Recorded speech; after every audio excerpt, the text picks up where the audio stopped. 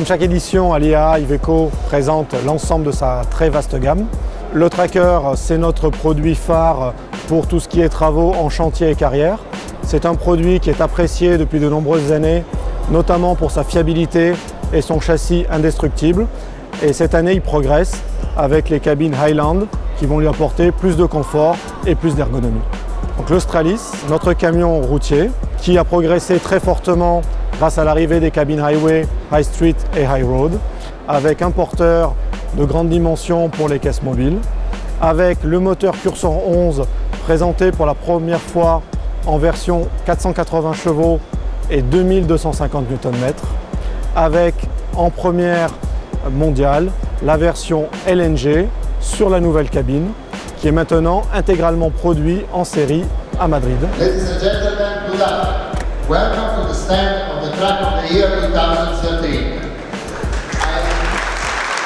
Iveco a reçu un des plus prestigieux prix pour le véhicule industriel, le Truck of the Year. Toute la face cachée du nouveau Stralis Highway, c'est tout ce qui a été fait pour optimiser la consommation et diminuer tous les coûts d'exploitation des entreprises de transport.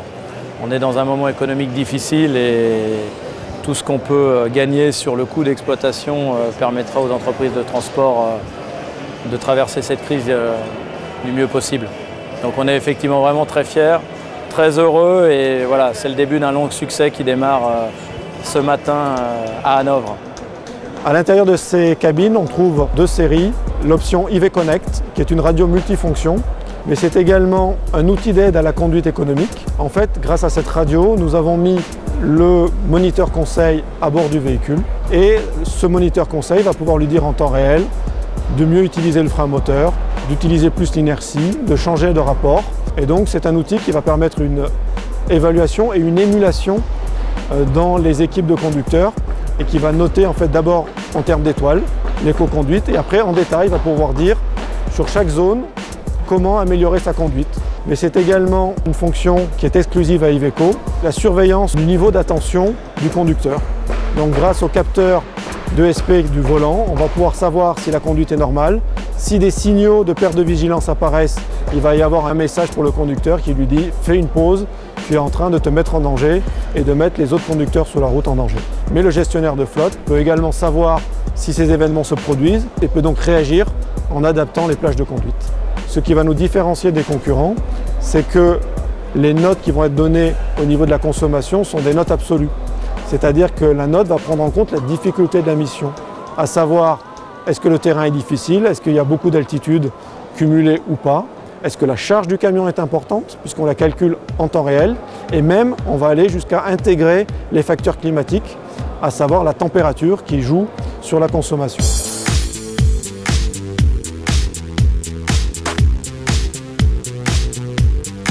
Au niveau des motorisations, nous continuons bien sûr sur notre lancée, à savoir proposer des motorisations à la fois propres, en avance sur leur temps, comme les motorisations GNV qui sont Euro 6 déjà depuis 2009.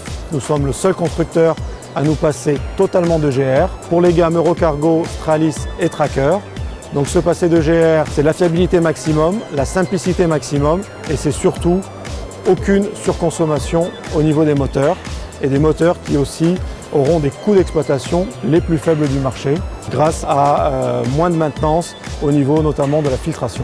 Donc c'est l'analyse fine du système d'injection d'AdBlue qui nous permet d'être plus performants que les solutions Euro 5 et plus performants que nos concurrents et donc de nous passer de GR.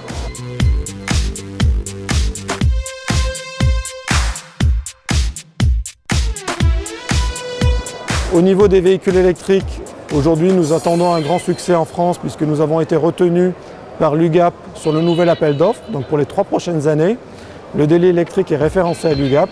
Alors ici nous présentons un écorché de la batterie du Daily électrique, celle qui va équiper les Daily qui seront commandés par l'UGAP. C'est une technologie très originale puisqu'il ne s'agit pas une batterie au lithium. C'est une batterie qui fonctionne avec du sodium et du nickel, d'où son nom, SONIC. Et elle a l'avantage de ne comporter aucun élément toxique.